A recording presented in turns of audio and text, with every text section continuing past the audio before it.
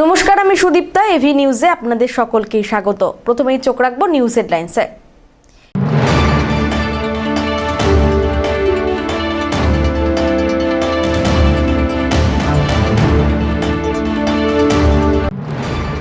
জলপাইগুড়ি পৌরসভায় অনাস্থা ভোটে অংশ নেবে না কংগ্রেস, স্পষ্ট করলেন জেলা সভাপতি অমিত ভট্টাচার্য।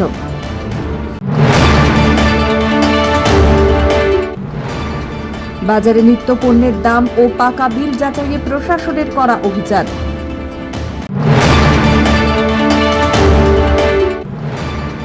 মাঝে একদিন রাখির মরশুমে নজর কাটছে লিজার অভিনব চকলেট।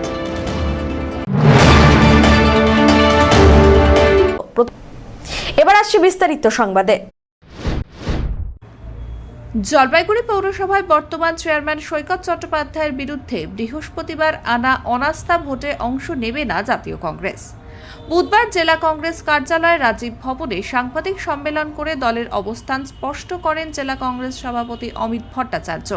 দীর্ঘদিন ধরেই জলপাইগুড়ি পৌরসভায় চেয়ারম্যানের বিরুদ্ধে অনাস্থা ঘিরে রাজনৈতিক টানাপোড়েন চলছে। কালীঘাটপন্থী তৃণমূল কংগ্রেসের কাউন্সিলরদের একাংশ অনাস্থা প্রস্তাব এনেছেন। পৌরসভায় কংগ্রেসের মাত্র 2 জন কাউন্সিলর থাকলেও সাম্প্রতিক রাজনৈতিক পরিস্থিতিতে শহরের রাজনীতিতে কংগ্রেস ও বাম শিবিরে নতুন করে সক্রিয়তা দেখা যাচ্ছে। সাংবাদিক সম্মেলনে জেলা কংগ্রেস সভাপতি অমিত ভট্টাচার্যের পাশাপাশি উপস্থিত ছিলেন প্রাক্তন জেলা সভাপতি পিনাকি সেনগুপ্ত, মহিলা নেত্রী শুভ্রা পাত্র এবং কংগ্রেস কাউন্সিলর অম্লান মুন্সি। কংগ্রেস নেতৃত্ব জানিয়েছে, অনাস্থা প্রস্তাবের ক্ষেত্রে দলের অবস্থান পরিষ্কার করতেই এই সাংবাদিক সম্মেলন। জলপাইগুড়িতে মিউনিসিপ্যালিটি নিয়ে আস্থা অনাস্থা, গভর্নমেন্টের শোকজ বোর্ডকে, এগুলোর ওপরে আমাদের স্ট্যান্ড ক্লিয়ার করতে আজকের এই প্রেস কনফারেন্স করা। যেটা সিদ্ধান্ত হয়েছে সেই সিদ্ধান্তের কথাটাই জানাচ্ছি। এটা আমার সিদ্ধান্ত না, পার্টির সিদ্ধান্ত। ঠিক আছে তো? তো ঘটনা হচ্ছে, আস্থা অনাস্থার প্রশ্নে আমাদের সিদ্ধান্ত হয়েছে, যেহেতু এই সংখ্যার সাথে বোর্ড ডিটারমিনেশনের সঙ্গে আমরা কোনোভাবেই যুক্ত থাকার অবস্থায় নেই, আমরা তাই আস্থা কিংবা অনাস্থা কোনো দিকেই আমরা অংশগ্রহণ করব না। 1। 2 নম্বর, যে শোকজ হয়েছে যে এই যে পেনশন পাচ্ছেন না, বকেয়া, তারপরে বকেয়া না, পেনশন পাচ্ছে না, তারপরে গ্র্যাচুইটি পাচ্ছে না, ঠিকা কর্মচারীরা তাদের পাচ্ছে, সংসার চালাতে পারছেন না, আর পৌর পরিষেবা নিয়ে যে ব্যস্ততা বা যে অব্যবস্থা, তারপরে তাদেরকে বলা সত্ত্বেও তারা বোর্ড অফ কাউন্সিলর্সরা যে সমস্ত ক্লারিফিকেশান দিতে পারেনি, সেসবের ভিত্তিতে আমি দেখলাম পুরো চিঠিটা খুব তাড়াহুড়ো করে পেয়েছি।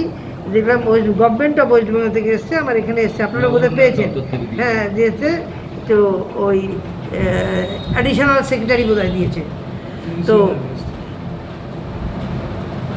এক তো আমরা অংশগ্রহণ করছি না। 2 নম্বর ব্যাপার হচ্ছে যে কি গতি প্রকৃতি ধারণ করে সেটার উপরে আমরা নজর রাখছি। বিজেপি কতটা ঘোলা জলে মাছ ধরতে চায় আমরা নজর রাখছি, এবং তাদের অন্তর্দলীয় অব্যবস্থা, বিশৃঙ্খলা, ভেস্টেড ইন্টারেস্টের জন্য তৃণমূলের কাউন্সিলরদের মধ্যে যে অন্তর্দলীয় ব্যাপার তৈরি হয়েছে, তার সঙ্গে আমাদেরকে কোনো মতে যুক্ত করতে পারি না। এগুলোর উপরে, এবং প্রশাসক কী করছে সেটার উপরে নিয়ে দৃষ্টি রেখে ভবিষ্যতে আমরা আবার বসে আমরা পরবর্তী পদক্ষেপ, অংশগ্রহণ করা অথবা না করা ডিসিশন হয়ে গেল, তার পরবর্তী পদক্ষেপটা এই পদক্ষেপ থেকে আমরা ঠিক করব। প্রাক্তন জেলা কংগ্রেস সভাপতি তথা কাউন্সিলর পিনাকি সেনগুপ্ত পৌরসভার বিভিন্ন প্রকল্পের বাস্তবায়ন নিয়ে প্রশ্ন তোলেন। তার অভিযোগ, অমৃত পানীয় জল সরবরাহ প্রকল্পের মতো গুরুত্বপূর্ণ প্রকল্পের কাজ কবে শেষ হবে তা নিয়েই অনিশ্চয়তা রয়েছে। যে 141 বছরের মধ্যে যে কয়টা বোর্ড হয়েছে, তার মধ্যে সবচাইতে অপদার্থ এবং অকর্মণ্য বোর্ড হচ্ছে বর্তমানে যে বোর্ডটা চলছে সেটা। 2 জন চেয়ারম্যান অলরেডি পাল্টে গেছেন, 2 জন চেয়ারম্যান অলরেডি হয়ে গেছেন।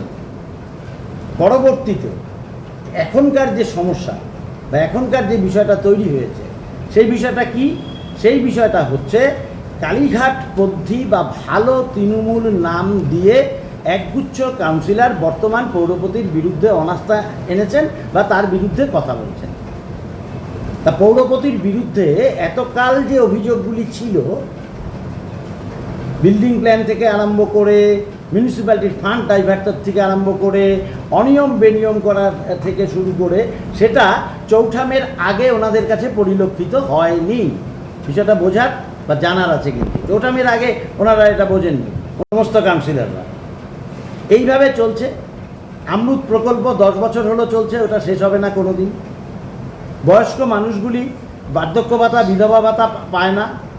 অন্নপূর্ণা যোজনা নিয়ে নিজেদের ঘোষণা প্রকল্প লেজে গোবরে অ্যাক্সেস হয়ে গেছে, এই পৌর বোর্ডের মাধ্যমেই সেটা হয়। এই পৌর বোর্ডে মানুষ গিয়ে পরিষেবা পায় না, কাউকে অফিসে পায় না, অথচ চেয়ারম্যান হওয়ার জন্য, চেয়ারম্যান থাকার জন্য অবভিয়াসলি একটা বিষয় চলছে, যেটা অত্যন্ত দুর্ভাগ্যজনক। জলপাইগুড়ির রাজনৈতিক বা সামাজিক বা সাংস্কৃতিক ইতিহাসে চলে না।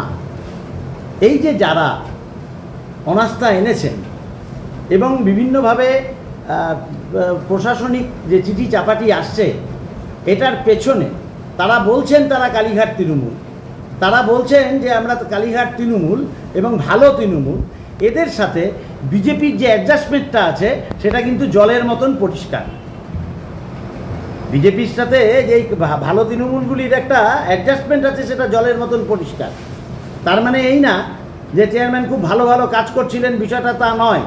উনিও মুখ থুবড়ে পড়েছেন, উনিও নানা রকম জটিলতায় জড়িয়ে পড়েছেন, উনি আইনি জটিলতায় জড়িয়ে পড়েছেন। সেক্ষেত্রে এই বোর্ডটার আমাদের যেটা বক্তব্য সেটা হচ্ছে, একদিনও এই কাউন্সিলরগুলির আর ক্ষমতায় থাকার কোনো অধিকার নেই। দে শুড রিজাইন এবং একটা ফ্রেশ ইলেকশন হোক। জলপাইগুড়ি শহরবাসী কাদের চায় আমরা সেটা দেখে নিতে চাই।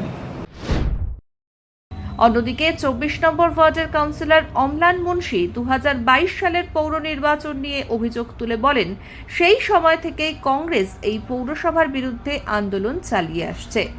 তার দাবি, প্রতি বছর 27শে ফেব্রুয়ারি কালা দিবস পালন করা হয়।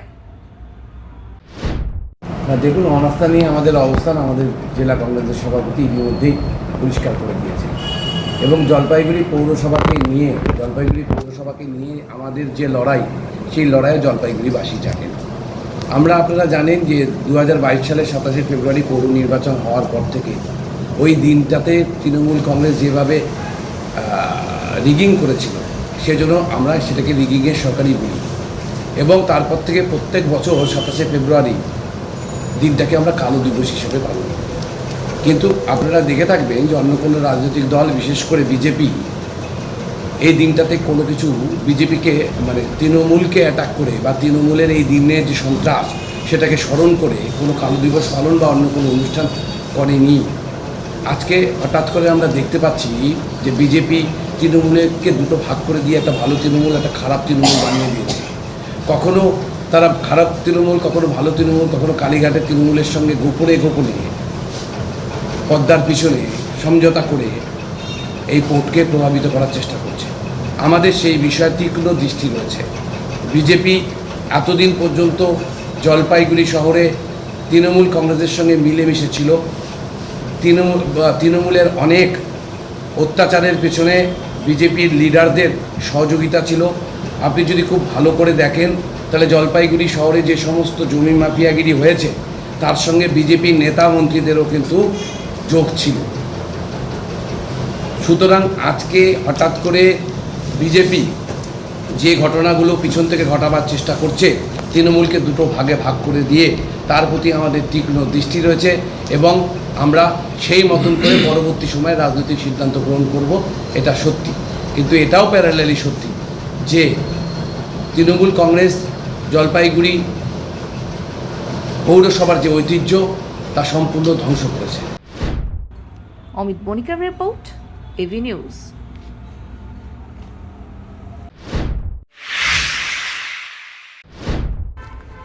নিত্য প্রয়োজনীয় পণ্যের মূল্য নিয়ন্ত্রণ ও কালোবাজারে ঢুকতে বাজারে প্রশাসনিক আধিকারিক ও পুলিশের যৌথ অভিযান। বিভিন্ন দোকানে আকস্মিক পরিদর্শনে চাল সহ একাধিক নিত্য পণ্যের ক্রয় বিক্রয়ের কাগজপত্র ও পাকা বিলে অসঙ্গতি ধরা পড়ে। কয়েকজন ব্যবসায়ী সম্পূর্ণ ভাউচার দেখাতে ব্যর্থ হন। পরিদর্শনকারী আধিকারিকরা জানান, পণ্যের প্রকৃত দাম ও লেনদেনের স্বচ্ছ চিত্র পেতে আসল নথি যাচাই জরুরি। বিষয়টি সংশ্লিষ্ট কর্তৃপক্ষের নজরে এনে প্রয়োজনীয় প্রশাসনিক ও আইনি পদক্ষেপ নেওয়া হবে। একই সঙ্গে ব্যবসায়ীদের যথাযথ কাগজপত্র ও পাকা বিল মেনে কেনা বেচার করা নির্দেশ দেওয়া হয়েছে। আমরা বেরিয়েছিলাম বাজারে বিভিন্ন যে সকল এসেন্সিয়াল কমোডিটি আছে সেগুলোর কী ধরনের মার্কেটে বিক্রি হচ্ছে, কী ধরনের পাবলিককে কী, সেগুলো দেখার জন্যই সবাই আইসিআর ছিলেন, আমাদের পুলিশের টিম ছিল। বললাম স্যার, বেশিরভাগ দেখা যাচ্ছে কাগজের একটা সমস্যা আছে, মানে এটা কিভাবে দেখছেন? কোনো ইয়ে নেই, বিল? এগুলো এবার সেটা কনসার্ন যারা অথরিটি আছে আলোচনা কথা বলতে হবে। স্যার, বাজারে ঘুরে কি দেখলেন আপনারা? দেখা গেছে এখন তো যেহেতু বিলের বিষয়টা রয়েছে, কিন্তু কনফার্মলি ওইভাবে না ওই বিষয়ে সিদ্ধান্ত নেওয়া মুশকিল, একবারে বলা মুশকিল। জিনিসপত্রের দাম কেমন আছে স্যার বাজারে? যে রেট মার্কেটে যেভাবে রেট চলছে সেই হিসেবেই আছে, কিন্তু এবার অ্যাকচুয়ালি এটা কতটা কি সিচুয়েশনটা সঠিক, এটার বিচার করা, অরিজিনাল বিলগুলো দেখা না দেখে বা বিচার করে তারপরে বলা যাবে যে সঠিকভাবে কী আছে। স্যার, কিছু ক্ষেত্রে কালোবাজারির অভিযোগ রয়েছে, সেক্ষেত্রে ব্যবসায়ীদের কোনো বার্তা দিতে চান কি? না, অবশ্যই যেটা হচ্ছে যে যেন তারা ডকুমেন্ট সঠিকভাবে কাগজপত্র নিয়ে তারা মাল নেবেন এবং সেইভাবে বিক্রি করবেন। সঠিকভাবে ডকুমেন্টেশনটা সঠিক হওয়া দরকার। পেপার বললাম স্যার, একটা দোকানে আপনারা গেলেন, ওই কাগজপত্র দেখতে পেলেন না, কয়েক লক্ষ টাকার ওদের চালের ব্যবসা চলে। এই বিষয়টাকে নিয়ে আপনারা আগামীতে কি সিদ্ধান্ত নিচ্ছেন? কনসার্ন অথরিটির সাথে এটা আলোচনা করা হবে কীভাবে বিক্রি করা যায় বিষয়টা। ওরা কি কোনো পাকা বিল দেখাতে পেরেছে আপনাদের? কিছুটা দেখিয়েছে, ওটা দেখাতে পারেন, কিছুটা দেখিয়েছেন, ম্যাক্সিমাম ওটা দেখাতে পারেন। অমিত বণিকের রিপোর্ট, এভি নিউজ।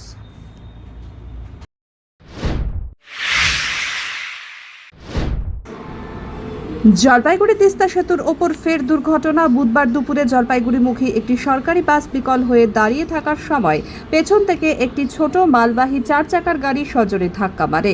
ঘটনায় গাড়িটির সামনের অংশ দুমড়ে মুচড়ে যায় এবং চালক আহত হন। তাকে হাসপাতালে ভর্তি করার ব্যবস্থা করা হয়েছে। সরকারি বাসটির পেছনের অংশ আংশিক ক্ষতিগ্রস্ত হয়েছে। স্থানীয়দের অনুমান, গাড়ির চালক সম্ভবত ঘুমিয়ে পড়েছিলেন। বাসের যাত্রীদের আগেই নামিয়ে দেওয়া হয়েছিল বলে বড়সড় দুর্ঘটনা এড়ানো সম্ভব হয়েছে। তবে তিস্তা সেতু ও জাতীয় সড়কে দাঁড়িয়ে থাকা গাড়ির পেছনে বারবার সংঘর্ষের ঘটনায় হাইওয়ে ট্রাফিক পুলিশের নজরদারি নিয়ে প্রশ্ন উঠছে। গত কয়েক মাসে ময়নাগুড়ি, বালাপাড়া, তিস্তা সেতু ও পাহাড়পুর এলাকায় একই ধরনের দুর্ঘটনা ঘটেছে। বিকল গাড়ি দ্রুত জাতীয় সড়ক থেকে সরিয়ে দেওয়া গেলে এমন দুর্ঘটনা অনেকটাই এড়ানো সম্ভব বলে মনে করছেন স্থানীয়রা। কি ঘটনাটা মোটামুটি ঘন্টাখানেক হয়নি, আমরা দাঁড়িয়েছিলাম, আমাদের গাড়ির চাকা জাম হয়ে গেছে বলে।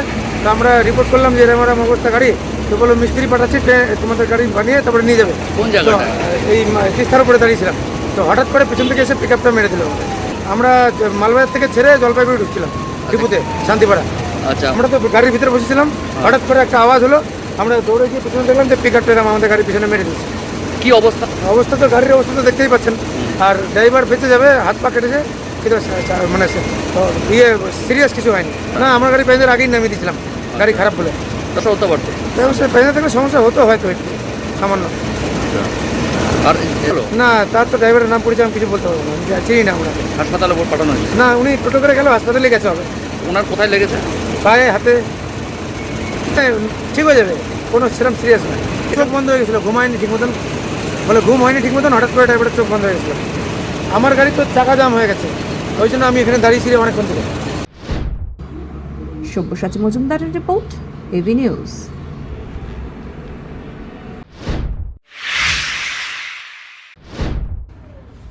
জলপাইগুড়ি সাংগঠনিক জেলার 426টি শক্তি কেন্দ্রে বিজেপি সরকারের 100 দিন পূর্তি উদযাপন করা হচ্ছে।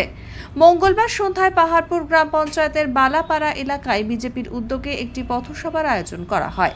উপস্থিত ছিলেন রাজগঞ্জের বিধায়ক দীনেশ সরকার, বিজেপির সহ সভাপতি বুবাই কর সহ দলের স্থানীয় নেতাকর্মীরা। পথসভায় বিধায়ক দীনেশ সরকারের এলাকার পানীয় জলের দীর্ঘদিনের সমস্যার কথা তুলে ধরেন। তার দাবি, স্বাধীনতার পর থেকেই এই এলাকায় পানীয় জলের সংকট রয়েছে। সমস্যা সমাধানে সংশ্লিষ্ট মন্ত্রী ও জেলা শাসকের সঙ্গে ইতিমধ্যেই তিনি কথা বলেছেন এবং দ্রুত সমস্যা মিটবে বলে আশাবাদী তিনি।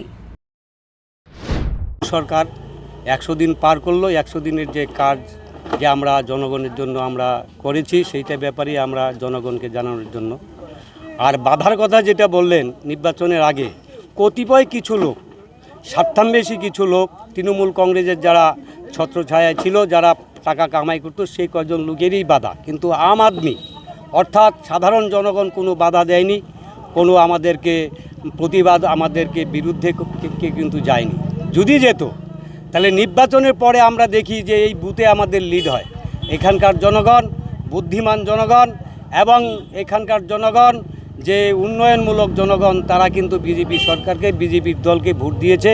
সেজন্য এই বুথ আমরা 130 ভোটের উপরে আমরা লিড দিয়েছি। এখানে সব থেকে লজ্জাজনক ঘটনা এবং এটা আমাদের সব থেকে মর্মান্তিক ঘটনা, এই এলাকার জনগণ দীর্ঘদিন থেকে, স্বাধীনোত্তর পরের থেকেই আর কি, এই এলাকায় যে জলের সমস্যা, যে জল এখানে পান করার উপযুক্ত নয়, যে জলের রং হলুদ, কোথাও লাল, কোথাও আবার আয়রনে বুঝাই জল, যে জল গায়ে নেওয়া যায় না, মুখেও নেওয়া যায় না, সেই জল খেয়ে এখানকার জনগণ অনেক আয়ু থাকাকালীনও সেই লোক পরলোক গমন করছেন।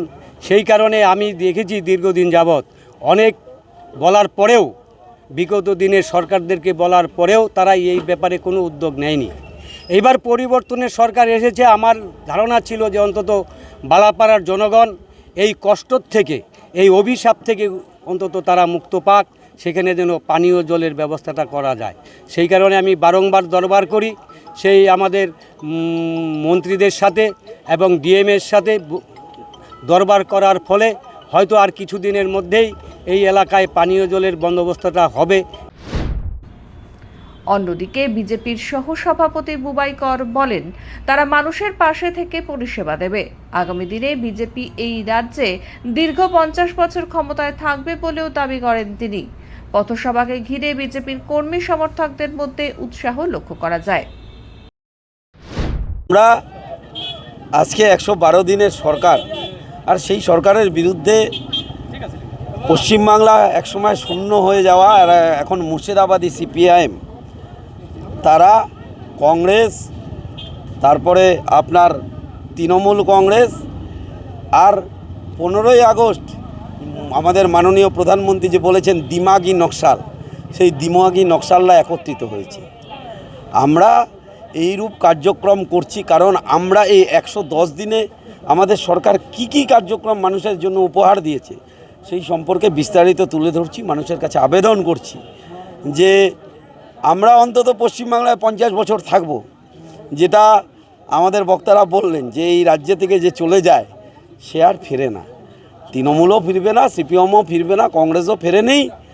আর যারা ছোটোখাটো এই দিমাগি নকশালরা আছে তারা বিভ্রান্ত তৈরি করতে পারে, তারা আর আসবে না। আমরা মানুষকে পরিষেবা দেব আর মানুষ আমাদের পাশে থাকবে, এই আবেদনই মানুষের কাছে করছি। সব্যসাচী মজুমদারের রিপোর্ট, এভি নিউজ।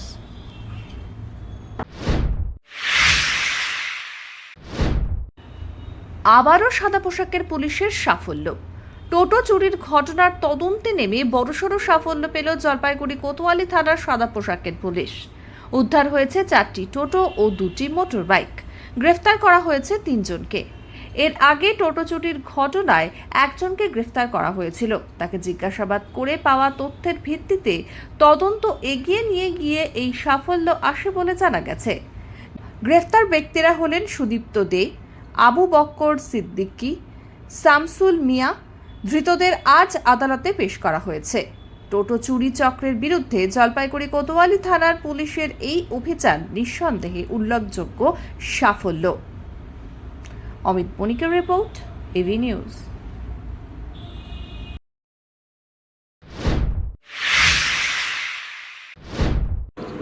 রাখির মরশুমে অভিনব উপহারে চমক দিচ্ছেন জলপাইগুড়ির এসি কলেজের 4র্থ বর্ষের ছাত্রী লিজা দাস।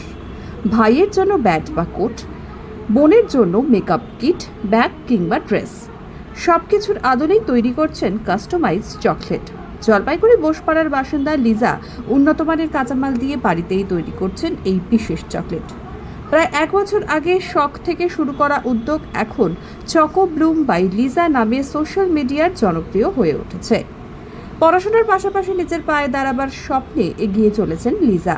তার এই উদ্যোগ যেমন সৃজনশীলতার পরিচয় দিচ্ছে, তেমনি তরুণ প্রজন্মের স্বনির্ভরতার এক সুন্দর উদাহরণ হয়ে উঠছে। তবে বর্তমানে বাণিজ্যিক দৃষ্টিভঙ্গিতে পদক্ষেপ করছে সে। আমি হ্যান্ডমেড চকলেট অ্যান্ড কেক বানাই। কি ধরনের চকলেট? আমার কাছে আপনারা বিভিন্ন কাস্টমাইজ চকলেট বার, চকলেটের কম্বো বক্স, বিভিন্ন ফ্লেভারের চকলেট পাবেন। কেন এই চকলেট বানানো? ছোটোর থেকেই একটা বেকিংয়ের প্রতি ভালোবাসা ছিল, তো সেখান থেকেই আস্তে আস্তে শুরু করা। কত বছর থেকে? 1 বছর। বিক্রি করেন আপনি? অনলাইনের মাধ্যমে আমি বিক্রি করি। আমার অনলাইনে পেজ আছে চকো ব্লুম বাই লিজা। সেখানে রাখি স্পেশাল কি তৈরি করছেন? রাখি স্পেশাল আমার কাছে বিভিন্ন চকলেট আছে, চকলেট বার, চকলেটের কম্বো বক্স, যেগুলো ভাই বোন মানে গিফট করতে পারে ভাই বোনকে বা বোন ভাইকে। রাখির উপরে কোনো রকম চকলেটের উপরে কোনো রাখির ছোঁয়া রয়েছে? চকলেটের উপরে রাখির ছবি দেওয়া রয়েছে, বিভিন্ন রাখির ডিজাইন করা আছে চকলেটের ওপর। কত দাম বা কীভাবে তৈরি করেন আপনি? আমরা র ম্যাটেরিয়ালস কিনে নিয়ে এসে বাড়িতেই তৈরি করছি জিনিসগুলো। অমিত মনিকের রিপোর্ট, এবি নিউজ।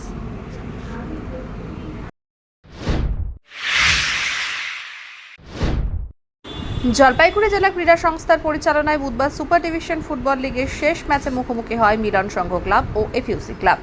জমজমাট এই ম্যাচে 5-1 গোলে জয়ী হয় এফইউসি। মিলন সংঘের হয়ে একমাত্র গোলটি করেন শাহিদুল ইসলাম। অন্যদিকে এফইউসির হয়ে পিন্টু দাস ও কৌশিক মল্লিক 1টি করে এবং রোহিত হোসেন 2টি করে, রাহুল রায় 1টি গোল করেন। দুর্দান্ত পারফরমেন্সের জন্য এফইউসির রোহিত হোসেন নির্বাচিত হন প্লেয়ার অফ দ্য ম্যাচ। এবারের সুপার ডিভিশন ফুটবল লিগে মোট 11টি দল অংশগ্রহণ করে এবং কয়েক মাস ধরে মোট 55টি ম্যাচ অনুষ্ঠিত হয়। জলপাইগুড়ি জেলা ক্রীড়া সংস্থা সূত্রে জানা গেছে, টাউন ক্লাব প্রথম এবং আরওয়াইয়ে দ্বিতীয় স্থান অধিকার করেছে। সংস্থার পক্ষ থেকে জানানো হয়েছে, চলতি মরশুমে ফুটবলের বিভিন্ন বিভাগ মিলিয়ে মোট 26টি দল অংশগ্রহণ করেছে। এর মধ্যে প্রথম ডিভিশনে 9টি এবং মহিলা আন্তঃক্লাব ফুটবল লিগে 6টি দল ছিল। মার্চ এপ্রিল থেকে আগস্ট পর্যন্ত টাউন ক্লাব মাঠ, জেওয়াইসিসি মাঠ এবং জেওয়াইএমএ মাঠে মোট 105টি ম্যাচ অনুষ্ঠিত হয়। লীগ সফলভাবে সম্পন্ন করার জন্য জলপাইগুড়ি সদর ইউনিট রেফারি অ্যাসোসিয়েশন, বিভিন্ন ক্লাবের কর্মকর্তা, খেলোয়াড়, জলপাইগুড়ি পুরসভা, সাংবাদিক এবং মাঠে এসে খেলোয়াড়দের উৎসাহিত করা ক্রীড়াপ্রেমী দর্শকদের ধন্যবাদ জানিয়েছে জেলা ক্রীড়া সংস্থা। সুপার ডিভিশন লিগ আজকে শেষ হলো। আমাদের 11টা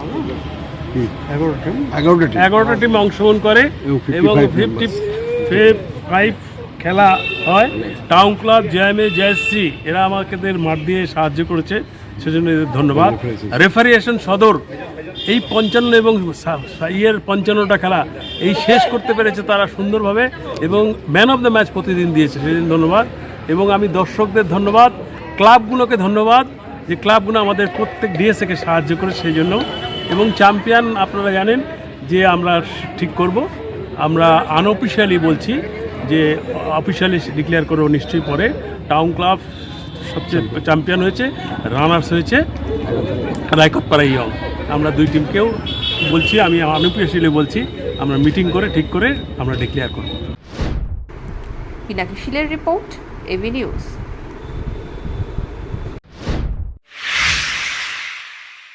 শেষ করবার আগে নিউজ হেডলাইন্স আরো একবার।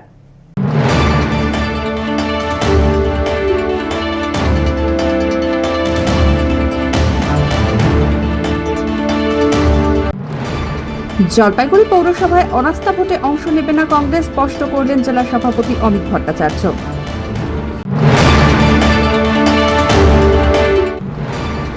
বাজারে নিত্য পণ্যের দাম ও পাকা বিল যাচাইয়ে প্রশাসনের করা অভিযান।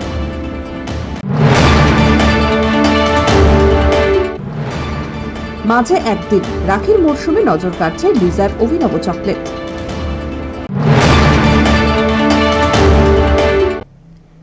এখনকার মতন এবি নিউজ এ পর্যন্তই। পরবর্তীতে আসছি আরো সংবাদ নিয়ে। দেখতে থাকুন আমার ভিশন। নমস্কার।